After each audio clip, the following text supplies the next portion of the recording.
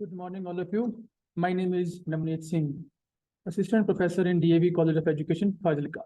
Today, we are going to discuss about Yashpal Committee 1993, जिसको हम Learning Without Burden भी कहते हैं, यानी शिक्षा बिना बोझ के। स्कूल बैग्स के बोझ को लेकर कई दशकों से चिंता जाहिर की जा रही है कि हैवी स्कूल बैग्स की प्रॉब्लम सिर्फ प्राइमरी क्लास तक ही सीमित नहीं है, बल्कि सेकेंडरी लेवल के स्टूडेंट्स के स्कूल बैग्स भी काफ़ी हैवी होते हैं। यह मुद्दा काफ़ी लंबे समय से चर्चा में रहा। 1977 में ईश्वर भाई पटेल कमेटी ने पहली बार बैग्स के बोझ को कम करने के लिए अपनी रिपोर्ट दी। फिर 1992 में MHRD ने एक नेशनल एडवाइजरी कमेटी बनाई, जिसमें देश भर से मेंबर्स को शामिल किया गया। इस कमेटी का अध्यक्ष प्रोफेसर यशपाल को बनाया गया। कमेटी को इस बात पर विचार करना था कि एजुकेशन के सभी लेवल पर स्टूडेंट से, स्पेशली प्राइमरी क्लासेस के स्टूडेंट पर पढ़ाई के दौरान पढ़ने वाले बोझ को कैसे कम किया जाए। वो बोझ अकेला बैग्स का नहीं है, वो बोझ उनके ऊपर ट्यूशन का भी हो सकता है। प्राइमरी लेवल पर ज्यादा फोकस क्यों किया गया? क्योंकि यह एज अंडर डेवलपिंग एज होती है। अगर इस एज पर हम बच्चों के ऊपर ज्यादा बैग का बोझ देंगे तो उनका बॉडी पोस्चर खराब हो जाएगा। इस कमेटी ने CBSE NCERT द्वारा बनाई गई बुक्स एंड करिकुलम को ध्यानपूर्वक निरीक्षण किया। फिर टेक्स्ट बुक्स एंड सिलेबस को देखने के बाद इन्होंने शिक्षा से जुड़े लोग, teacher, parents, principles, course maker, writer आदि से बात कर इस विषय पर उनकी राय ली। फिर 1993 को अपनी रिपोर्ट गवर्नमेंट ऑफ इंडिया को सबमिट की, जिसका नाम उन्होंने लर्निंग विदाउट बर्डन रखा। The report is divided into 5 parts. इस रिपोर्ट को टोटल 5 भागों में डिवाइड किया गया है। फर्स्ट है ऑब्जेक्टिव, सेकंड है problem of curriculum load, third है root of the problem, fourth है रिकमेंडेशन, फिफ्थ है अपेंडिक्स। फर्स्ट ऑब्जेक्टिव, इस कमेटी को बनाने का मेन ऑब्जेक्टिव क्या था? To improve the quality of education, ताकि हम एजुकेशन की क्वालिटी को इम्प्रूव कर सकें। To reduce the burden on students at all level of education, especially the primary level. बच्चों के ऊपर जो एजुकेशन का बोझ पड़ रहा है, उस बोझ को कम किया जा सके। फिर problem of the curriculum load. Curriculum load की मेन प्रॉब्लम क्या थी? फर्स्ट, टू मच करिकुलम, हद से ज्यादा बुक्स को ऐड किया गया था, जिसकी वजह से स्कूल बैग्स का साइज बहुत ज्यादा हो गया। बच्चों को सिर्फ कंटेंट पढ़ाने पर ही फोकस किया जाता था, जो कि बच्चों की एज, उनकी मेंटल एबिलिटी से ज्यादा था। Students are taught more but they learn और अंडरस्टैंड लेस। बच्चों को पढ़ाया तो बहुत कुछ जाता था, लेकिन वो सीखते बहुत कम थे। सेकंड है मोर एम्फेसाइज ऑन रिटन, मतलब प्रैक्टिकल वर्क पर ज्यादा जोर ना देकर थ्योरेटिकल वर्क पर ज्यादा फोकस किया जाता था। बच्चों को हद से ज्यादा होमवर्क दिया जाता था, जिसकी वजह से वो अपना सारा टाइम कॉपी पर लिखने में बिता देते थे, और अदर एक्टिविटी जैसे खेलना हो गया, ड्राइंग करना हो गया आदि पर फोकस नहीं कर पाते थे।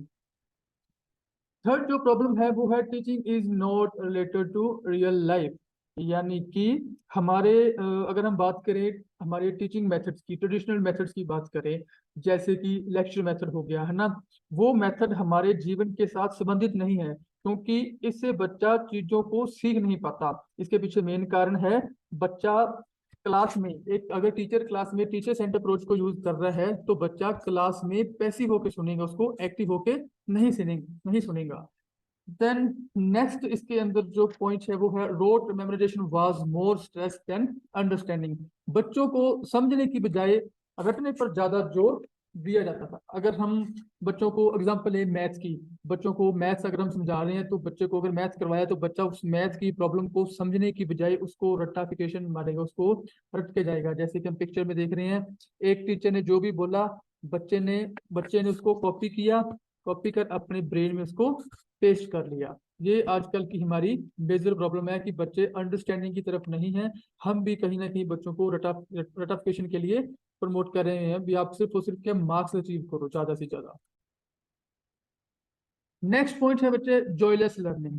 क्लासरूम का साइज बहुत ज्यादा है, जिसकी वजह से हर बच्चे पर ध्यान देना मुश्किल है। हमारा करिकुलम की अगर हम बात करें, हमारा करिकुलम की ये बहुत हैवी है, जिससे बच्चों को ज्यादा से ज्यादा कंटेंट पढ़ना पड़ता था, जिसकी वजह से बच्चे क्लास में बोर होने लगते थे। जैसा कि इस पिक्चर में दिखाई दे रहा है, टीचर एक ट्रेडिशनल मेथड यूज करके बच्चों को पढ़ा रहा है। वो सिर्फ और सिर्फ क्या ब्लैक बोर्ड और चौक का यूज कर रहा है, पर उसके सामने बैठा हुआ बच्चा कहीं ना कहीं बोर फील करते हुए वो सो गया। Means the teacher needed to feel the magic.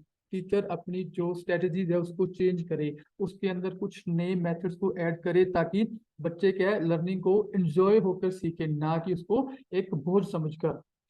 Text books content was not related to life. Text books are too examination oriented. Text books में सिर्फ और सिर्फ क्या भर भर के इन्फॉर्मेशन और डाटा शामिल किया गया है, जो कि बच्चों की लाइफ से रिलेटेड नहीं है। टेक्स्ट बुक्स को मेन बनाने का मोटिव क्या है, सिर्फ और सिर्फ बच्चों को एग्जामिनेशन के लिए तैयार करना, ताकि बच्चे एग्जामिनेशन में ज्यादा से ज्यादा मार्क्स को अचीव कर सकें। Completing the curriculum has become the objective in itself.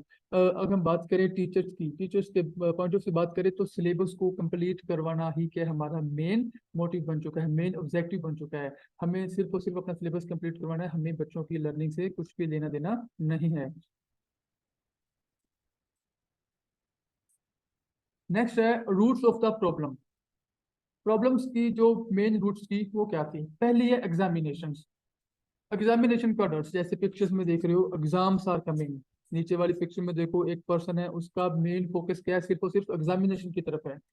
दोनों टीचर्स और स्टूडेंट के अंदर एग्जामिनेशन का डर बहुत ज्यादा था, क्योंकि हमारी जो एवेल्यूशन सिस्टम है ना, वो एग्जामिनेशन बेस्ड है। तो बच्चों को यह डर था कि कहीं वो फेल ना हो जाए, जिसके लिए वे बुक्स व गाइड से समझने की बजाय रट्टा मारते थे, क्योंकि उन्हें सिर्फ और सिर्फ मार्क्स लेने हैं, इसलिए वो बाकी चीजों को नेग्लेक्ट करते थे। नेक्स्ट है स्टूडेंट सॉरी सब्जेक्ट सेंटर्ड। हमारा करिकुलम सब्जेक्ट सेंटर्ड था, जिसमें सिर्फ एग्जाम्स पर फोकस किया जाता था। सिर्फ नेक्स्ट क्लास में प्रमोट होना ही हमारा उद्देश्य था, जिसकी वजह से हम स्पोर्ट्स कल्चर एक्टिविटी को इग्नोर करते रहे हैं। नेक्स्ट है centralization character of the curriculum. हमारा करिकुलम हमारे देश के अलग अलग पार्ट्स के लोकल नीड के अनुसार नहीं है, क्योंकि हमारा करिकुलम को अक्सर यूनिवर्सिटी में बैठे हुए टीचर्स द्वारा बनाया जाता है, जिनको लोकल स्कूल्स क्लासरूम के स्टूडेंट्स के बारे में बहुत कम जानकारी होती है। इसलिए करिकुलम डेवलपमेंट में टीचर की पार्टिसिपेशन बहुत जरूरी है। हिल्दा टाबा का बच्चे एक मॉडल था, ग्रास रूट मॉडल, जिसके अंदर उन्होंने बताया था अगर हम करिकुलम को बना रहे हैं तो करिकुलम बनाने के लिए जो लोकल लेवल पर टीचर है उसकी पार्टिसिपेशन बहुत जरूरी है, क्योंकि वो टीचर क्या है बच्चों के बहुत नजदीक होता है। वो टीचर ही बच्चों की प्रॉब्लम को समझ सकता है, उनकी नीड्स को समझ सकता है। तो इसलिए वो बोलते हैं भी अगर हम करिकुलम जब भी बना रहे हैं तो लोकल टीचर की पार्टिसिपेशन में जरूरी होनी चाहिए। Lack of education environment. Education environment की कमी थी, स्टाफ रूम प्रॉपर नहीं थे, प्रॉपर स्टाफ नहीं था, लैब्स नहीं थी हमारे पास। इस कमी को देखते हुए उन्होंने इस कमेटी में इस चीज का जिक्र किया। In service training.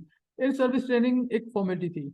मान लो कोई टीचर गवर्नमेंट टीचर है, वो इन सर्विस ट्रेनिंग लगा रहा है, तो वो सिर्फ वो ट्रेनिंग के लिए गया एक फॉर्मेलिटी करने भी, हाँ जी मैंने अपना नाम यहाँ पे दे दिया है, मेरी ट्रेनिंग लग चुकी है। उसने क्या सीखा क्या नहीं सीखा ये नहीं पता। अगर हम आज भी बात करें, आज भी इन सर्विस ट्रेनिंग की प्रॉब्लम है, क्योंकि जो पुराने टीचर्स हैं उनको नई टेक्नोलॉजी के साथ कैसे डील करना है नहीं पता, उनको नहीं बताया गया इस चीज के बारे में।